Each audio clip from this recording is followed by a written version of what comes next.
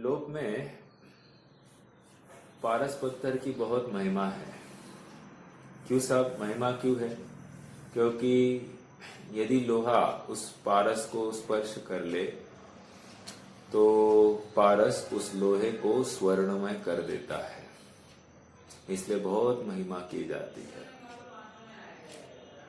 अध्यात्म में थोड़ा सा विचार करें तो हमको ये बताया जा रहा है कि इसमें क्या महिमा। क्यों? क्योंकि ग्रेटनेस तभी की जा सकती है यदि उस पारस ने लोहे को अपने समान बनाया होता, अर्थात पारस बनाया होता। बट लोहे से स्वर्ण बना दिया तो भी इतनी महिमा है। यहाँ पर भगवान कह रहे हैं, जिनवानी हमें ये बता रही है कि जो पर्याय, जो आत्मा की पर्याय संयोगों से हटकर स्वसन्मुख हो जाए या वो पर्याय अपने आत्म स्वरूप को स्पर्श कर ले तो स्वयं भगवान हो जाती है, अर्थात वो पर्याय में ही भगवान पना आ जाता है। कितनी गजब बात है। अर्थात ये पर्याय स्वयं पारस हो गई है। पारस रूपी भगवान आत्मा को स्पर्श करने, स्पर्श भी नहीं किया, मात्र देखा वहां तो संपर्क जरूरी था, यहाँ पर संपर्क जरूरी नहीं है। यहाँ तो मात्र दृष्टि करने की बात थी, अपनत्व स्थापित करने की बात थी, दूर ही रहकर एक अपने आत्म वस्तु को देखने की बात थी। और ये पर्याय ने किया तो काम हो गया है। वो साक्षात पारस बन गई है, अर्थात भगवान बन गई है वो पर्याय। ये ऐसी महिमा है। देखो, स्वाध्याय की महिमा तो अपरंपार है और ये आगम को अद्वितीय चक्षु बताया गया है। क्यों? क्योंकि आगम ही या शास्त्र अभ्यास ही हमारी कुंठित बुद्धि को खोलने में बहुत कारीगर है। अनादिकाल से यह जीव संयोगों में सुख बुद्धि मान बैठा था। सुख और बुद्धि दो बातें हैं, मात्र सुख बुद्धि नहीं, सुख भी मान बैठा था और उनसे ही ज्ञान होने की कल्पना मान बैठा था। समझ में आ रहा है क्या? सुख बुद्धि। तो ये अनादिकाल से इसकी ऐसी ही भूल हो रही है, या तो उनसे सुख मानना या तो उनसे ज्ञान मानना। और ये दोनों भ्रम जब तक टूटते नहीं है तब तक इसका अज्ञान एकदम व्यवस्थित है। मिथ्यात्व को कोई भी ठेस पहुंची नहीं है। हाँ, ये क्रम से जान रहा था, इसमें से दुख दिखाई नहीं दे रहा था। अवग्रह यह अवाय धारणा से जानता था तो इसको दुख नहीं दिखाई देता है। एक के बाद एक जानता था, अर्थात सभी इंद्रियों से एक साथ नहीं जान पा रहा था तो भी इसको इसमें दुख नहीं, पराधीनता भाषित नहीं हो रही है। और आचार्य देव ने हमको खूब समझाया है कि ये दुखी ही है। आगे चलकर 60वीं गाथा में प्रश्न खड़ा किया शिष्य ने, साहब हाँ, केवल ज्ञान भी तो पर्याय है और पर्याय का नाश होने वाला है, तो इस न्याय से हमको वे सुखी नहीं दिखाई दे रहे हैं। तो आचार्य देव ने एक 3 तर्क दिए हैं। उसमें सबसे पहला तर्क दे दिया है कि उनके घाती कर्म का अभाव है। घाती कर्म का अभाव है, जिससे क्या फायदा हुआ साहब? कि घाती कर्म निमित्त बन रहा था, इसके दुख में निमित्त बन रहा था। अब निमित्त ही नहीं है तो दुखी होने का अवसर ही नहीं बचा, अर्थात सुखी है। दूसरी बात कह रहे हैं कि क्षयोक्षम ज्ञान में भार होता है, वैसे स्वाभाविक ज्ञान में भार नहीं है। क्यों? क्योंकि समस्त त्रिकालवर्ती पदार्थ उनके ज्ञान दर्पण पर चित्रित है और चित्रित होने से अब उनको वो भार रूप भाषित नहीं हो रहा है। और तीसरी बात यह है कि वो वर्तमान पर्याय ही आनंददायक है, अर्थात आनंद प्रदाता है। भले ही इस पर्याय में मैं अगली पर्याय का ज्ञान कर रहा हूं, अगली पर्याय का सुख कर रहा हूं, सुख को जान रहा हूं, केवल ज्ञान है ना, तो केवल ज्ञान ये 100 नंबर की पर्याय 101, 102, 103 नंबर की पर्यायों में वहां पर सुख को जान रही है, वहां के ज्ञान में जान रही है। ऐसा होते हुए भी उसको 101, 102, 103 के आनंद का वेदन नहीं है, वे प्रत्यक्ष नहीं है। प्रत्यक्ष नहीं मतलब क्या? उस समय का भोग अभी नहीं कर पा रहे हैं। तो कब भोग करेंगे? जैसे ये 100वीं पर्याय चली जाए, 101 भी आ जाए, तो 101 अब आनंद करने वाली है। अब वो 100 वाले का आनंद नहीं होगा या 102 वाले का आनंद नहीं होगा, वो 101 का ही आनंद है। भले ज्ञान और सुख का ज्ञान उसको 101 में भी हो रहा है। महत्वपूर्ण बात, शैक्षणिक ज्ञान थकता है, परोक्ष ज्ञान थकता है, इसलिए वो दुख रूप भाषित है। लेकिन प्रत्यक्ष ज्ञान, केवल ज्ञान, ये थकता नहीं है और समस्त गे इसके ज्ञान दर्पण पर चित्रित हो गए हैं। उनको जानने में श्रम नहीं है, क्योंकि स्वाभाविक परिणाम हो गया है, इसलिए अब उसमें श्रम ही नहीं है। और जहां पर श्रम नहीं है वहां आकुलता नहीं, वहां दुख नहीं है। 2 बिंदु की बात हो गई। अब तीसरे बिंदु की तरफ हमको बढ़ना है। देखिए, गाथा नंबर 60 को हम एक बार पढ़ लेते हैं और फिर आगे पेज नंबर 270 पर है, हम वहां से हम पढ़ेंगे वो बिंदु, है ना। देखिए, गाथा पढ़ लेते हैं। जम केवलम तिणाणम जम सोखम परिणमं च सोचेव खेदो तस्सण भणिदो जम्माघादि खयं जादा। अरे केवल ज्ञान सुख परिणाम में जिनवर कहा क्षय हो गए है घातिया रे खेद भी उसके नहीं। क्या है? केवल ज्ञान सुखमय है और सुख परिणाममय है। भरी पर्याय है लेकिन वो सुख परिणाममय है, ऐसा जिनवर भगवान ने कहा। दाखला किसका दे रहे हैं? जिनेश्वर भगवान का दाखला दे रहा है। क्यों? क्योंकि तू भी मानता है ना जिनेश्वर भगवान को, और जिनेश्वर भगवान झूठ नहीं बोल सकते, ये भी तू मानता है, इसलिए हम दाखला जिनेश्वर भगवान का दे रहे हैं, हमारा दाखला नहीं दे रहे हैं। दूसरा, क्षय हो गए हैं घातिया रे खेद उसके नहीं है। क्यों उसके खेद क्यों नहीं? क्योंकि घातिया कर्म उसका अभाव हो गया है, अर्थात घातिया कर्म दुख में कारणभूत था, ऐसा स्पष्ट दिखाई दे रहा है। देखो, मोक्ष में प्रकाशक के 3 अध्याय के अंतिम 1-2-2.5 पेज में वहां पर प्रत्येक कर्म को लेकर इस संसारी जीव के दुख का ज्ञान कराया गया। समझ में आ रहा है क्या?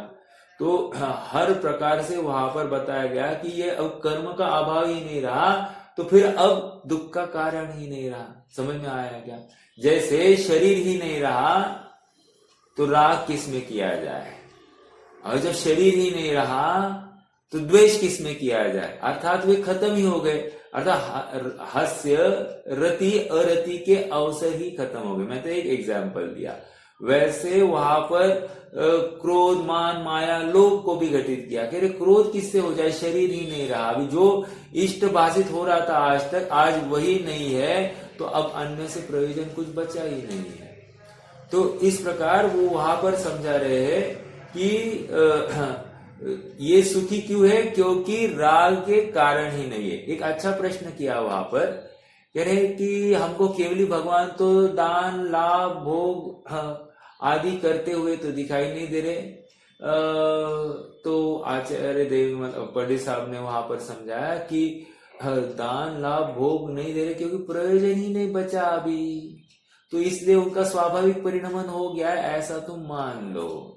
कह रहे आज तक प्रयोजन था और प्रयोजन को लेकर ये सब कार्य हो रहे थे, अब प्रयोजन ही नहीं बचा तो अब वो कार्य क्यों करेंगे। अर्थात उस संबंधी आकुलता भी नहीं रहेगी, और आकुलता नहीं तो दुख भी नहीं होगा। आइए पेज नंबर 270 पर अपन थोड़ा सा पढ़ते हैं तीसरा पॉइंट और फिर स्वामी जी के थोड़े से मंतव्य को देखेंगे। देखो पेज नंबर 270 में लगभग थोड़ा तीसरा पैराग्राफ। तीसरे, वह केवल ज्ञान समस्त स्वभाव प्रतिघात के अभाव के कारण, समस्त स्वभाव प्रतिघात के अभाव के कारण, समस्त स्वभाव का प्रतिघात कैसे होता है? कह रहे कर्म से होगा। ओके, तो कह रहे समस्त स्वभाव प्रतिघात अर्थात पूर्ण स्वभाव का प्रतिघात किसी भी अवस्था में नहीं हो सकता। समस्त स्वभाव प्रतिघात के अभाव के कारण, अभी देखो, निरंकुश अनंत शक्ति से उल्लसित। निरंकुश क्यों कह रहे हैं? अंकुश मतलब चेक रखना, निरंकुश मतलब चेक से रहित। समझ में आ रहा है क्या?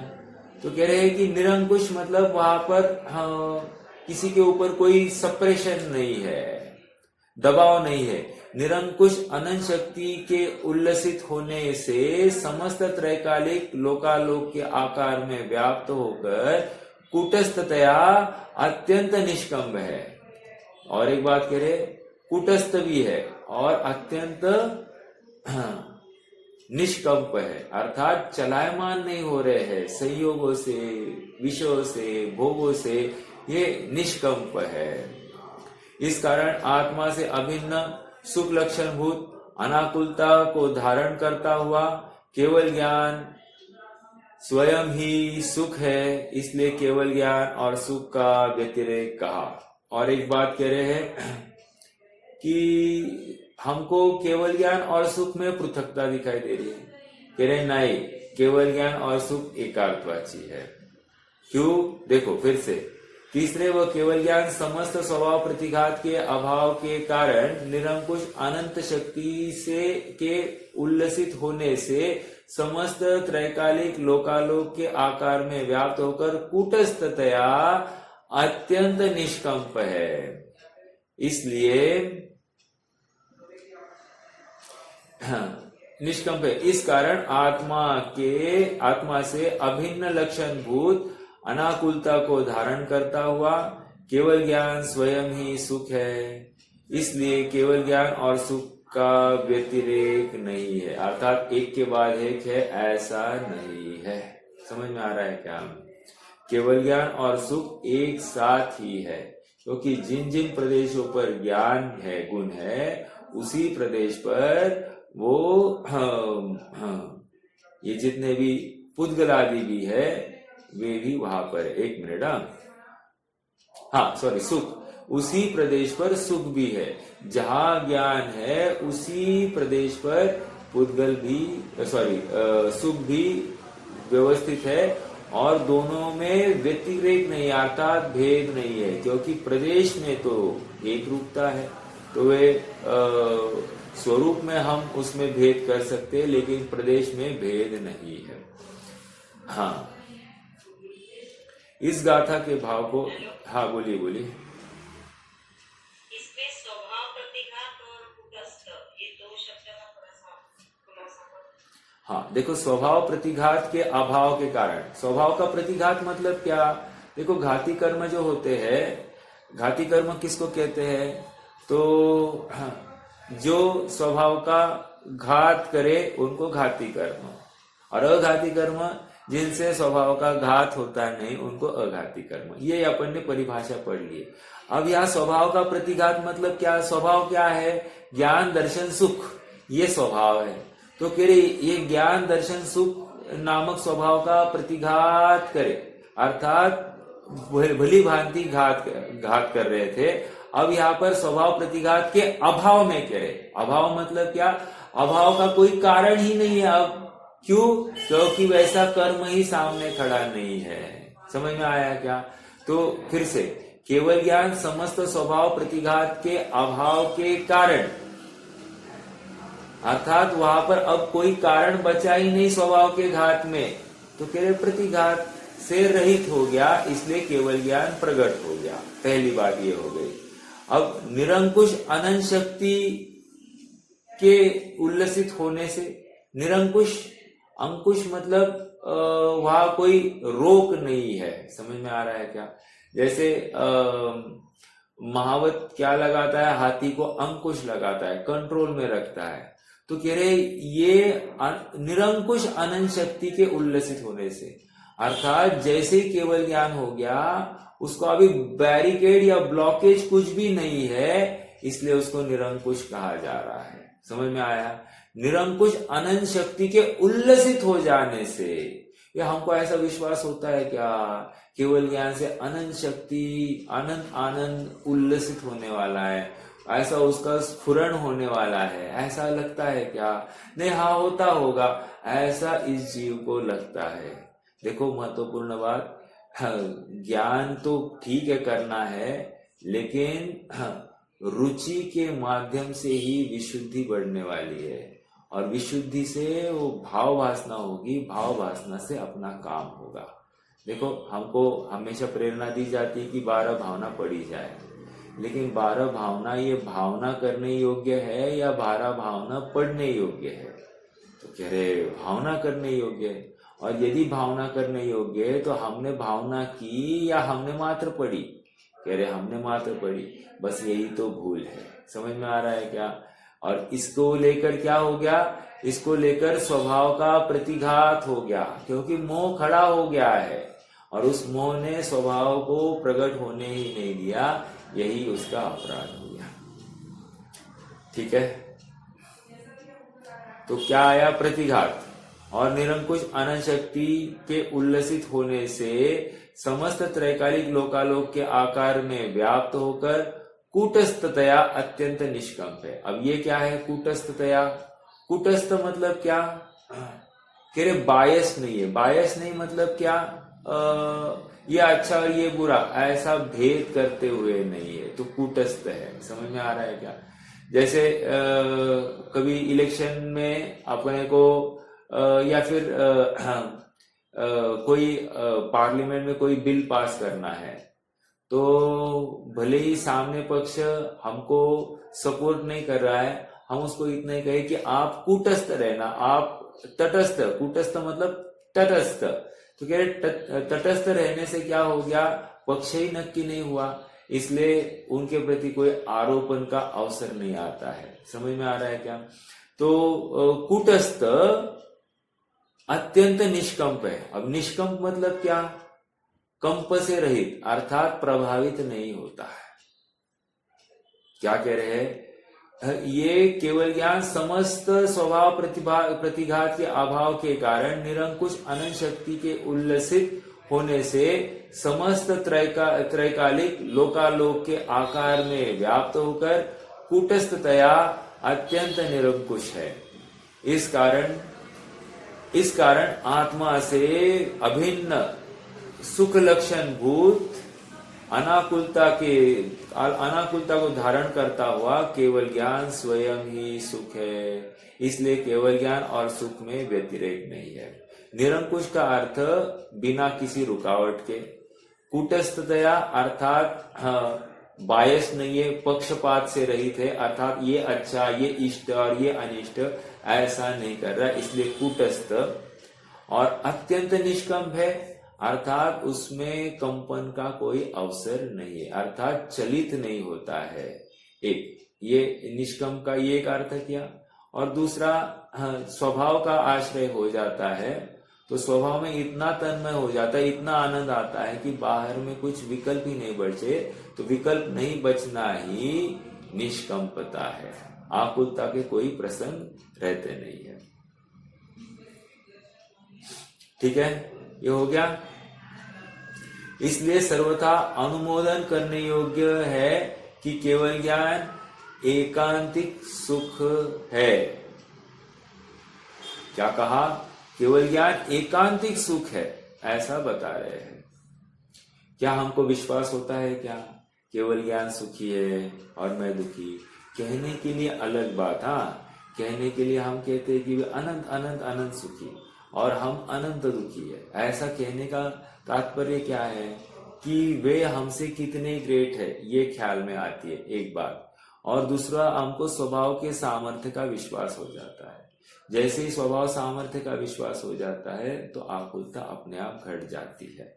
वस्तु स्वरूप का परिणाम क्या होने वाला है ये हम समझ लेते हैं। ठीक है, आगे देखिए पेज नंबर 271 पर आ जाइए। आध्यात्मिक सत्पुरुष श्री कान्य स्वामी का इस गाथा का भाव इस प्रकार स्पष्ट करते हैं। ये लगभग रिपीटेशन है लेकिन पढ़ना जरूरी है। केवल ज्ञान का काल एक समय का है, दूसरे समय वह नाश को प्राप्त हो जाता है।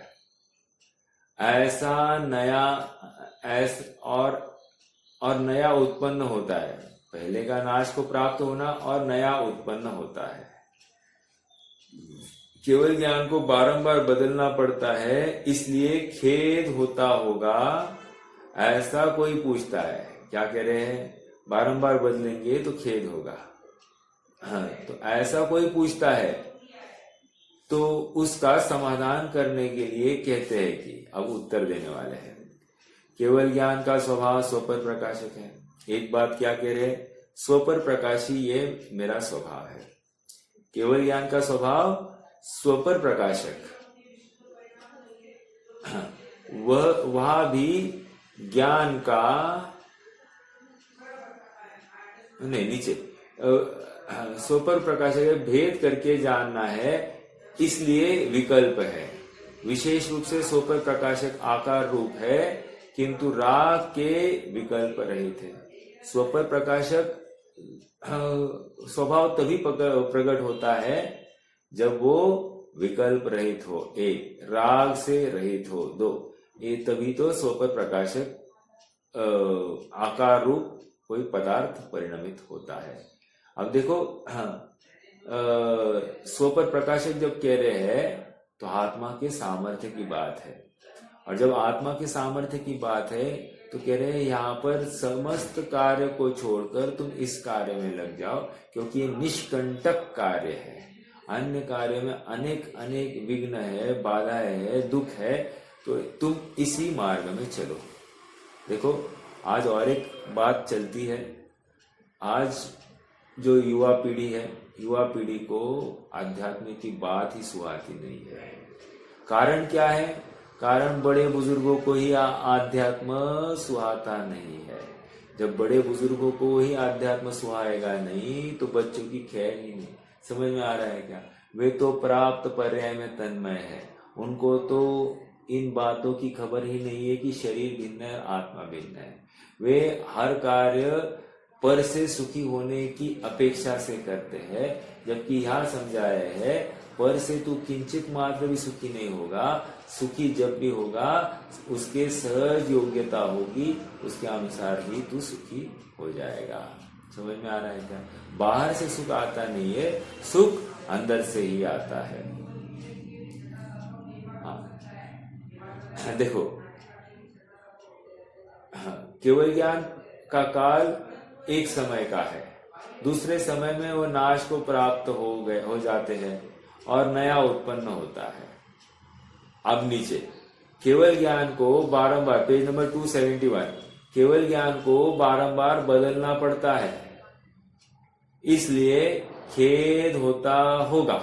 एक ऐसा कोई पूछता है तो उसका समाधान करने के लिए कहते हैं कि केवल ज्ञान का स्वभाव स्वपर प्रकाशक है। ये बात पक्की, भेद करके जानना, इसलिए विकल्प है दो, और विशेष रूप स्वपर प्रकाशक आकार रूप है, किंतु राग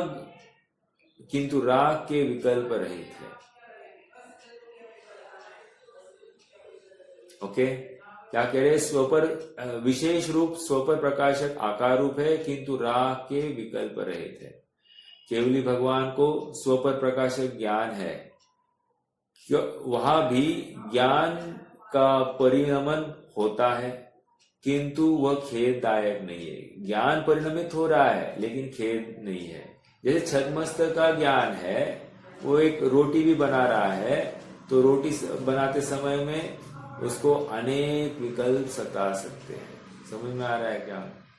ऐसा यहाँ पर कोई प्रॉब्लम नहीं है, इसलिए केवल ज्ञान एकदम निष्कंटक है, निष्कंप है, ऐसा बता रहे हैं। केवली भगवान को स्वपर प्रकाशक ज्ञान है, वहां भी ज्ञान का परिणमन होता है। इंपॉर्टेंट क्या है?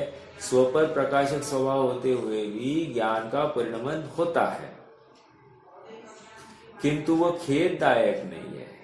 क्यों खेददायक नहीं है? क्योंकि वो स्वाभाविक है, स्वभाव का आश्रय लिए हुए है, आकुलता नहीं है।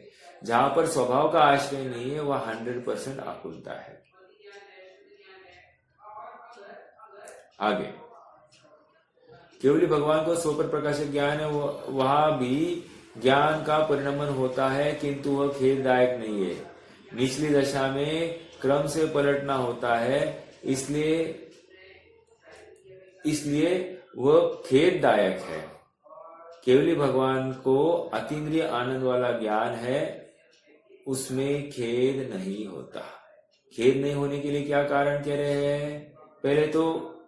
पहले जब क्षयोक्षम ज्ञान था, इंद्रिय ज्ञान था, तो एक एक पदार्थ के पास जाकर उसे जानना पड़ता था, तभी उसका ज्ञान कर पाता था। लेकिन जब समझ में आ गई तो वहां पर स्वभाव ही ऐसा एक अमोघ साधन है जिसके आश्रय से समस्त लोकालोक मेरे ज्ञान दर्पण में झलक जाए, ऐसी सहज सामर्थ्य हो जाती है। समझ में आ रहा है? देखो, हाँ, केवल ज्ञान, हाँ बोलिए ना। ये जो ऊपर के पैराग्राफ में आया ना, भेद करके जानना है, उसका क्या भाव है? ऊपर के पैराग्राफ में भेद करके जानना, देखो भेद करके जानने का अर्थ इतना ही, हाँ देखो वहां पर ज्ञान अलग चीज है और आनंद अलग चीज है, राइट? तो कह रहे हैं कि वो वहां पर भेद ही नहीं है, यही ना भेद। एक मिनट, स्वपर प्रकाशक है, भेद करके जानना है, इसलिए विकल्प है। हाँ, ये प्रश्न खड़ा किया है, सामने वाले ने प्रश्न खड़ा किया कि स्वपर प्रकाशक है तो केवल ज्ञान का स्वभाव स्वपर प्रकाशक है, भेद करके जानना, इसलिए पृथक पृथक जानता है कि नहीं समस्त पदार्थों को। कह रहे समस्त पदार्थों को युगपत जान रहा है, लेकिन पृथक पृथक करके जान रहा है, तो ये विकल्प हो गया। और विशेष रूप स्वपर प्रकाशक आकार रूप है, किंतु राग के विकल्प रहित है। फिर से यहाँ पर एक बार फिर से प्रश्न है, ऐसा कोई पूछता है, क्या पूछा? इसलिए खेद होता होगा, तो उसका समाधान करने के लिए कहते हैं कि केवल ज्ञान का स्वभाव स्वपर प्रकाशक, भेद करके जानना है, ये स्वभाव है। भेद करके जानना मतलब प्रत्येक वस्तु को पृथक पृथक करके जानता है, ठीक है? इसलिए विकल्प है। विशेष रूप स्वपर प्रकाशक आकार रूप है, किंतु राग के विकल्प रहित है। भले ही वो सब जान रहा है, पृथक करके जान रहा है, ऐसा सहज उसका स्वभाव है, लेकिन वहां पर उसमें राग नहीं है, इसलिए इस जानने में पृथकपना होते हुए भी भार नहीं है, ठीक है? इतनी सी बात है। भेद करके जानना अर्थात सबको भिन्न भिन्न करके जानना। केवली भगवान को स्वपर प्रकाशक ज्ञान है, ये हमको है क्या? हमको भी है, लेकिन यहाँ उसके पूर्ण विकास की बात चलती है। जो जैसा स्वभाव है वैसी पर्याय, स्वपर प्रकाशक स्वभाव वाली पर्याय प्रकट विकसित हो गई है। केवली भगवान को स्वपर प्रकाशक ज्ञान है, वहां भी ज्ञान का परिणमन होता है, किंतु वह खेददायक नहीं है। परिणमन मतलब चेंज हो रहा है, वर्तमान पर्याय गई और नवीन पर्याय का उत्पाद हो गया। तो कह रहे वहां भी ज्ञान का परिणमन होता है, किंतु वह खेददायक नहीं है। निचली दशा में क्रम से पलटना होता है। एक ज्ञान कैसे पलटता है? क्रम से जानता है। एक तो इंद्रियों से जानेगा, और इंद्रियों में भी पहले आंख से, फिर कान से, फिर नाक से, फिर स्पर्श से, फिर गंध से, ये सब रसना से, ऐसा क्रम से जानेगा। क्रम में भी एक एक इंद्रिय के जितने विषय है उसमें भी क्रम पड़ेगा। तो ऐसा बहुत सारे क्रम पड़ते हैं, है ना? फिर से केवली भगवान को स्वपर प्रकाशक ज्ञान है, वहां भी ज्ञान का परिणमन होता है, किंतु वह खेददायक नहीं। निचली दशा में क्रम से पलटना होता है। क्रम से अर्थात निचली दशा मतलब छद्मस्ता अवस्था में क्या कह रहे, क्रम से पलटना अर्थात एक एक इंद्रिया के माध्यम से ही जाना जाता है, इसलिए वह खेददायक है। क्योंकि जब देखता है तब सुनना भी चाहता है, तो दोनों एक साथ नहीं हो सकते हैं, ऐसा यहाँ पर समझा रहे। ठीक है, हाँ, इसलिए वो खेददायक। केवली भगवान तो अतीन्द्रिय आनंद वाला ज्ञान है, केवली भगवान को अतीन्द्रिय आनंद वाला ज्ञान है, उसमें खेद नहीं होता। अतीन्द्रिय ज्ञान जब कह रहे हैं तो वहां पर गे का अवलंबन नहीं, इसलिए वहां पर खेद भी नहीं है। आगे बोलिए बहन जी, प्रश्न है क्या?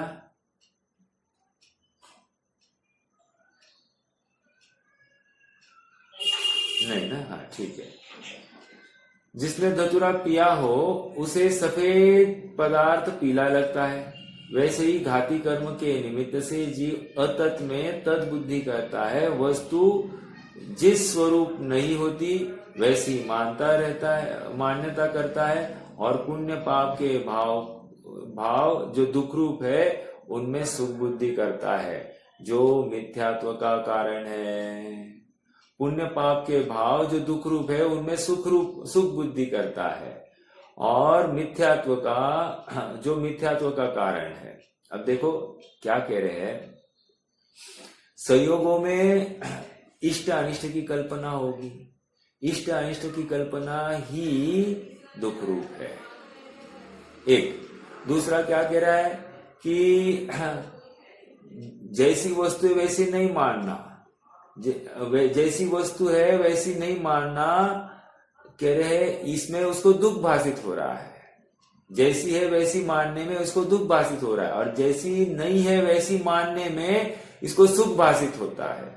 तो ऐसा ही सहज इसके मिथ्यात्व की जोर है, इसलिए ये दुख रूप है। हाँ देखो, पुण्य पाप के भाव जो दुख रूप है उनमें सुख बुद्धि धारण करता है। देखो अभी देव दर्शन करना ये पुण्य भाव है कि नहीं, इसमें हमने सुख बुद्धि धारण की है। स्वाध्याय करना ये क्या कह रहे हैं, परोक्ष है कि नहीं, इसमें दुख बुद्धि है कि नहीं, बिल्कुल है।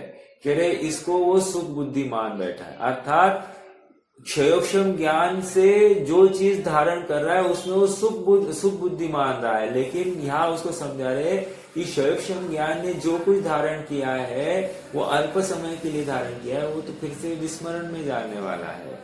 तो जो धारण किया वही छूट गया, तो इसको आकुलता होगी कि नहीं, ये आकुलता ही दुख है ना। देखो जैसे हम कल की किसी बात को याद कर रहे, क्या थी ऐसा याद कर रहे ना, जोर लगा रहे ना, ये जोर मतलब आकुलता है, और आकुलता ही दुख है, ऐसा यहाँ पर समझा रहे। समझ में आ रहा है क्या?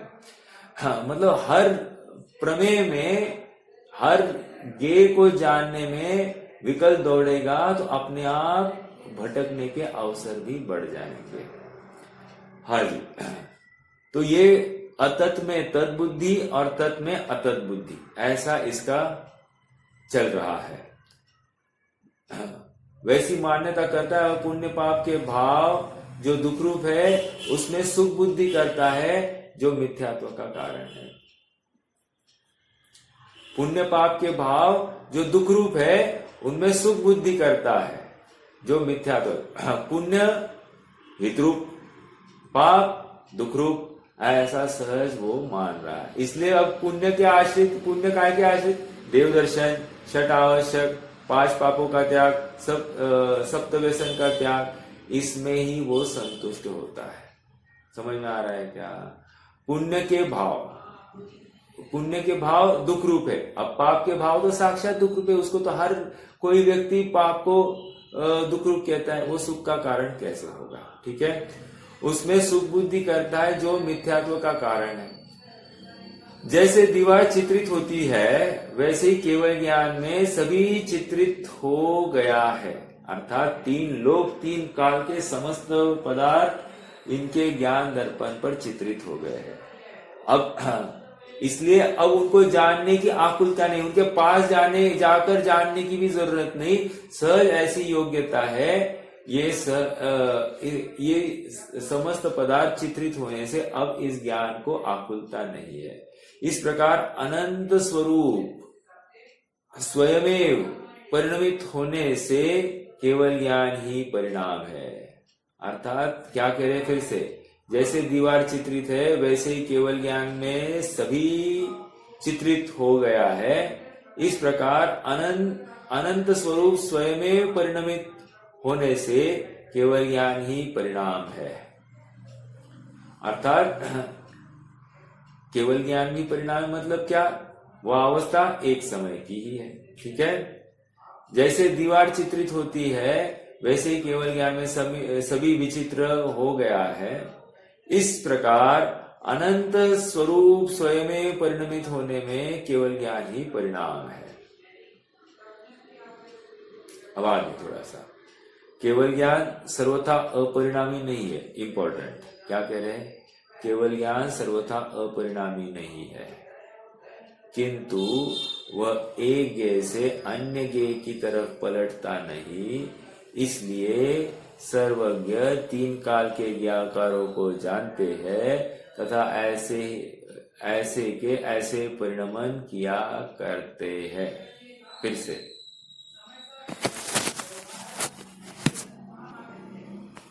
क्या कह रहे हैं, केवल ज्ञान सर्वथा अपरिणामी नहीं, मतलब क्या, सर्वथा परिणामी भी नहीं। समझ में आ रहा है क्या, अर्थात केवल ज्ञान परिणामी भी है और अपरिणामी भी है। अब देखो क्या है, परंतु वह एक ज्ञेय से अन्य ज्ञेय की तरफ पलटता नहीं है। सर्वज्ञ तीनों कालों के ज्ञाकारों को जानते हैं तथा ऐसे ही परिणमन किया करते हैं। समझ में आ रहा है, एक साथ ही समस्तों को जानने की सामर्थ्य, कितनी बड़ी बात है। आप अब थोड़ा सा इमेजिन कीजिए, 5 इंद्रियों के माध्यम से जो स्पर्श रस गंध वर्ण है, वो भोग, हमको लग रहा है वो भोग हो रहा है, लेकिन हम कर तो रहे मात्र ज्ञान। समझ में आ रहा है क्या, और फिर जब हम ज्ञान ही कर रहे हैं तो इंद्रियों का अवलंबन लेने की क्या आवश्यकता, जब केवल ज्ञान बिना इंद्रियों का अवलंबन लिए सब कुछ जान रहा है। तो कह रहे जो सब कुछ जान रहा है यही उसके सामर्थ्य, और इसलिए हमारी जो वस्तु को जानने की जो रुचि पड़ी है वो रुचि अपने आप टूट जाती है। समझ में आ रहा है, देखो केवल ज्ञान सर्वथा अपरिणामी नहीं, परंतु वह एक ज्ञेय से अन्य ज्ञेय की तरफ पलटता नहीं। अर्थात साक्ष्य में ज्ञान, छद्मस्तक का ज्ञान, निचली अवस्था वाले जीव का ज्ञान एक ज्ञेय से अन्य की तरफ पलटता है। अब ये ज्ञेय की पलटा पलटन भी है ना, ये भी आकुलता है, ये भी दुख है, ऐसा यहाँ पर समझ रहे हैं। ठीक है, ज्ञेय की पलटा पलटी में भी आकुलता है, दुख है। यह केवल ज्ञान आत्मा से अभिन्न है, इसलिए सुख के लक्षणभूत अनाकुलता को धारण करने से केवल ज्ञान को ही सुख कहा है। महत्वपूर्ण बात क्या है, आकुलता नहीं है, और अनाकुलता को धारण करने से जहां पर अनाकुलता वहां सुख, और जहां पर आकुलता वहां दुख। समझ में आया, पर ये को जानने की वो रुचि इतना ही अपने दुख का परिचायक है। समझ में आ रहा है, ये हम उठते बैठते थोड़ा सा हिलडुल करने की कोशिश, यही तुम्हारे दुख का परिचायक है।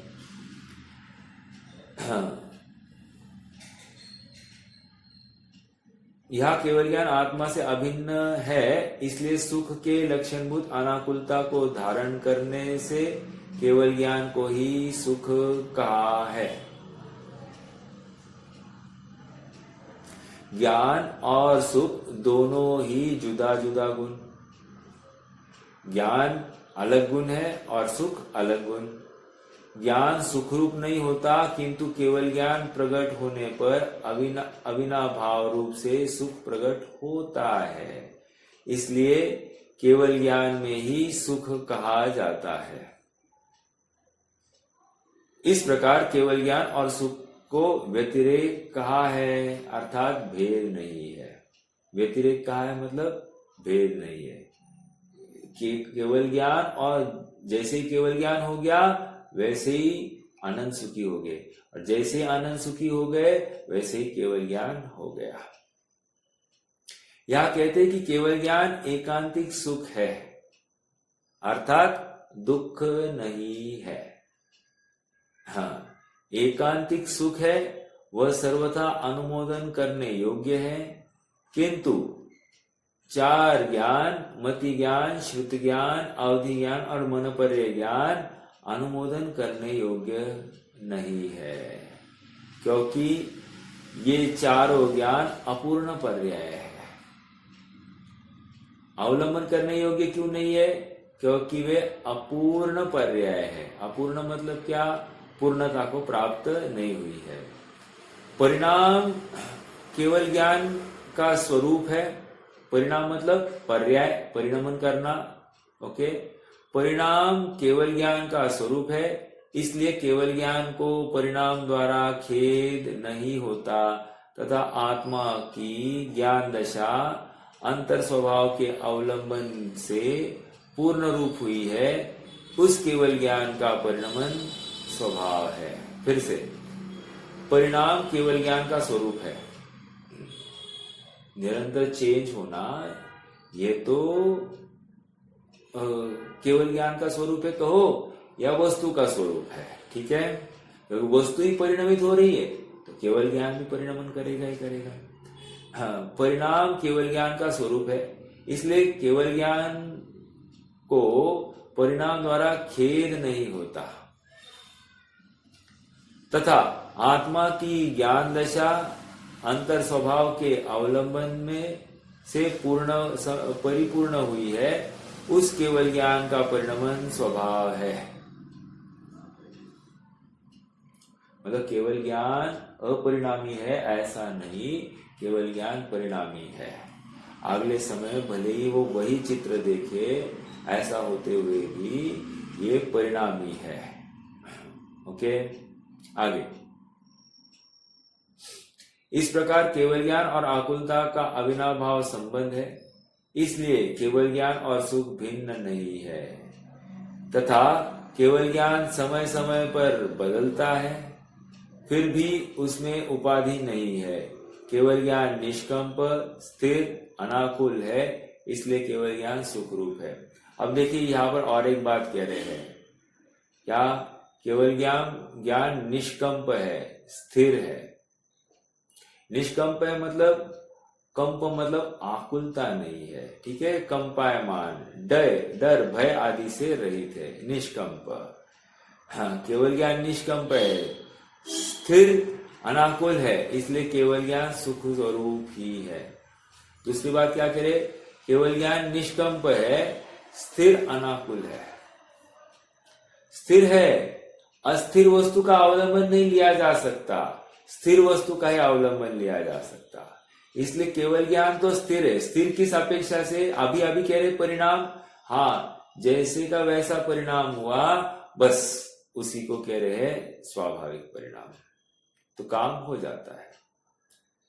हाँ, परिणाम केवल ज्ञान का स्वरूप है, इसलिए केवल ज्ञान को परिणाम द्वारा खेद नहीं होता तथा आत्मा की ज्ञान दशा अंतर स्वभाव में के अवलंबन से परिपूर्ण हुई है, उस केवल ज्ञान का परिणमन स्वभाव है। ठीक है, आगे। इस प्रकार कोई विशेष नहीं बात। इस प्रकार केवल ज्ञान और अनाकुलता का अविनाभाव संबंध है। अविनाभाव संबंध मतलब क्या? अविना भाव संबंध, अर्थात इसके बिना वो नहीं, उसके बिना ये नहीं। समझ में आ रहा है क्या? हाँ,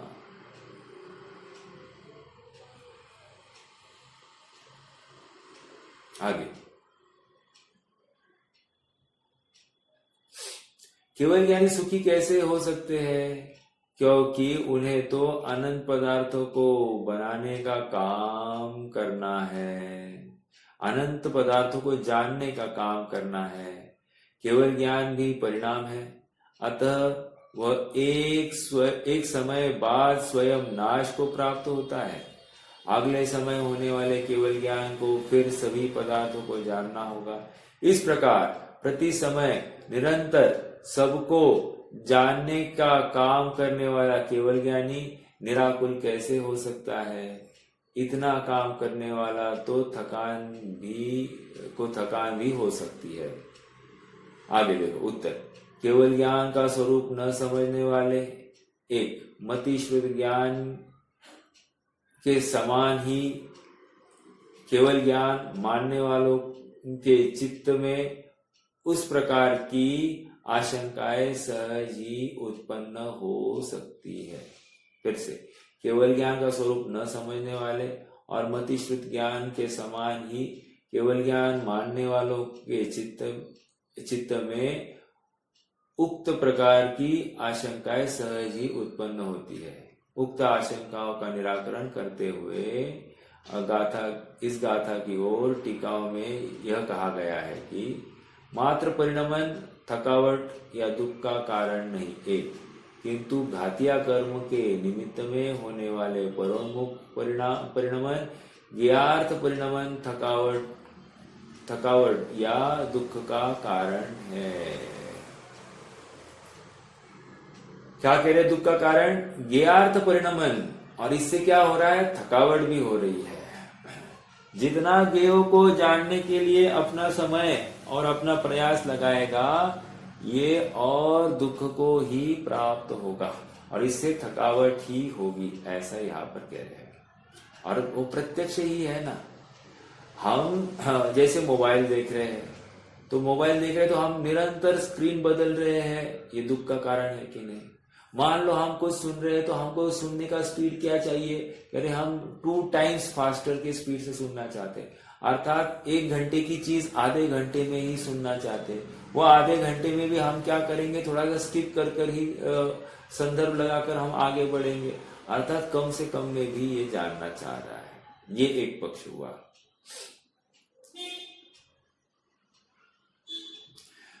कहां से ला रहे? मात्र परिणमन थकावट या दुख का कारण नहीं, किंतु घातिया कर्मों के निमित्त से होने वाला परोन्मुख परिणमन ज्ञार्थ परिणमन थकावट का या दुख का कारण है।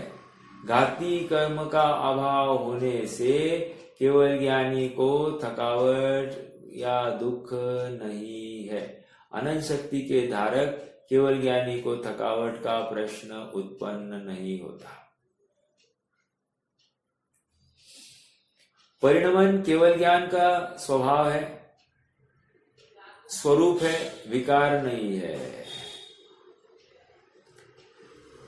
उपाधि नहीं है। देखो और एक बात कह रहे हैं, ये परिणमन भी उपाधि भी नहीं है। परिणमन स्वभाव का अभाव होने पर तो केवल ज्ञान की सत्ता ही संभव नहीं। एक इस प्रकार परिणाम अर्थात परिणमन केवल ज्ञान का सहज स्वरूप होने से उसे परिणामों के द्वारा खेद नहीं हो सकता। इस प्रकार फिर से सेकंड लास्ट लाइन, इस प्रकार परिणाम केवल ज्ञान का सहज स्वरूप होने से उसे परिणाम के द्वारा खेद नहीं हो सकता। सहज स्वरूप के लिए अर्थात जैसा स्वभाव है वैसी ही पर्याय प्रकट हो गई है। जो स्वभाव के आश्रय से प्रकट हुई है उसमें तर्क नहीं किया जा सकता, वो स्वयं भगवान है। इतनी सी बात है। ठीक है। इस प्रकार केवल ज्ञान और अनाकुलता भिन्न भिन्न न होने से केवल ज्ञान और सुख अभिन्न ही है। यहाँ पर सिद्ध किया केवल ज्ञान भिन्न भिन्न नहीं है, केवल ज्ञान और अनाकुलता भिन्न भिन्न नहीं, एक साथ ही है। ज्ञान होने से अपने आप में संतुष्टि होती कि नहीं? जैसे किसी को सम्यक दर्शन हो गया तो सम्यक दर्शन होते ही उस ज्ञान को भी क्या संज्ञा मिल गई? सम्यक ज्ञान ये संज्ञा मिल जाती है। तो कह रहे ये संतुष्टि हुई कि नहीं? कह रहे संतोष किससे हुआ, कह रहे ज्ञान पूर्णता को प्राप्त हो गया तो यहाँ पर संतुष्टि हो जाती है। वैसे ही केवल ज्ञान जैसे ही हो गया, 12वें गुणस्थान में ज्ञान पूर्ण नहीं था तो आधा अधूरा मतलब छद्मस्त अवस्था थी।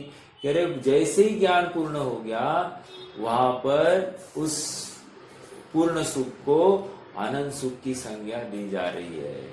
और वो क्यों हुआ है, घाती कर्म के अभाव में हो गया है। समझ में आया। इसलिए घाती कर्म जो दुख हेतु है, तिनके क्षय का उपाय, ऐसा हमने पूजनों में तो पढ़ा ही है। देखो, त्रैकालिक लोकालोक को, समस्त गेय समूह को सदा अड़ोल रूप से जानता हुआ अत्यंत निष्कम केवल ज्ञान पूर्णतः अनाकुल होने से अनंत सुख स्वरूप है।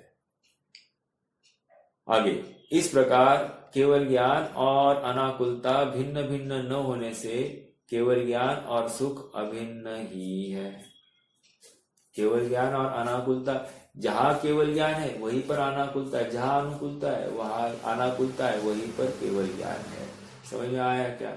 हाँ, बहुत महत्वपूर्ण बातें हैं, क्योंकि यहाँ ज्ञान गुण और सुख गुण अलग अलग नहीं। जिस प्रदेश पर ज्ञान है उसी प्रदेश पर सुख है, और इसके लिए उसमें भेद ही नहीं कर पाएंगे अपन। एक बात, और दूसरी बात कह रहे हैं जैसे ही सुख प्रकट हो गया, ज्ञान पूर्ण हो गया तो सुख भी पूर्ण हो गया, ऐसा तुम मान लो। ठीक है।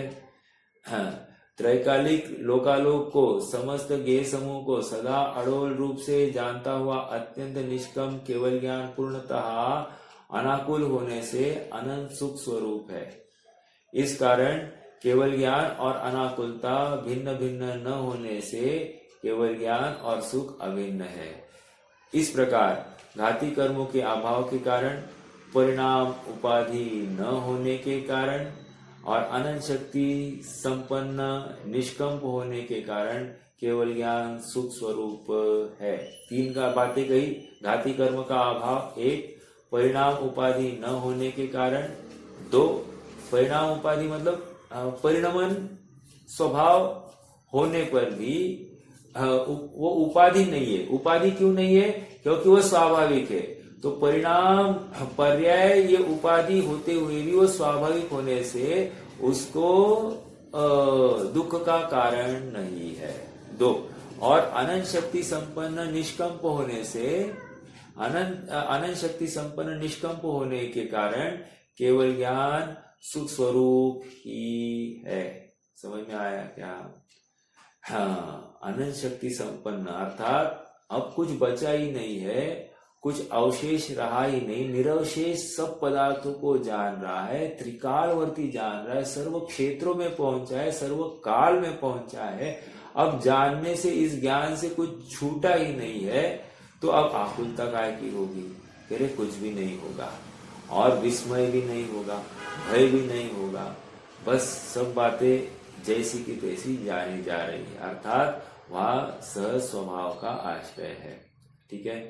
देखो, और एक बात समझना, ठीक है साहब, लोकालोक को जानते हुए इसको दुख नहीं है, लेकिन आत्मा को भी जानते जानते इसको दुख नहीं होगा क्या। दुख मतलब वो एक ही चीज मोनोटोनस, उसको जानते जानते ये दुखी नहीं होगा क्या।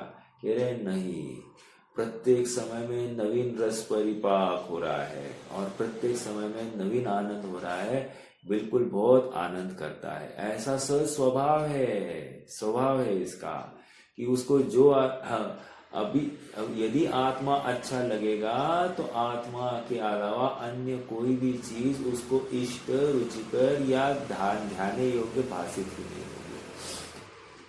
समझ में आ रहा है। चलिए, ये 60वीं गाथा की चर्चा आ गई। यहाँ पर केवल ज्ञान में दुख नहीं है, इस बात की सिद्धि हो गई। एक घाती कर्म का अभाव, ये महत्वपूर्ण। दूसरा स्वाभाविक परिणाम हो गया है, इसलिए वो उपाधि नहीं है, स्वाभाविक परिणाम है। और तीसरा अनंत शक्ति संपन्न निष्कंप होने से ये केवल ज्ञान सुख स्वरूप ही है। इसकी अनंत सामर्थ्य विकसित हो गई है। कैवल्य कला में उमड़ पड़ा ही समस्त विश्व का ही वैभव। क्या कह रहे, कैवल्य कला मतलब केवल ज्ञान की एक कला में एक कला में ही समस्त विश्व का वैभव उमड़ पड़ गया है। ठीक है, चलिए कोई प्रश्न है तो रख सकते हैं, नहीं तो फिर निर्माण स्थिति करेंगे।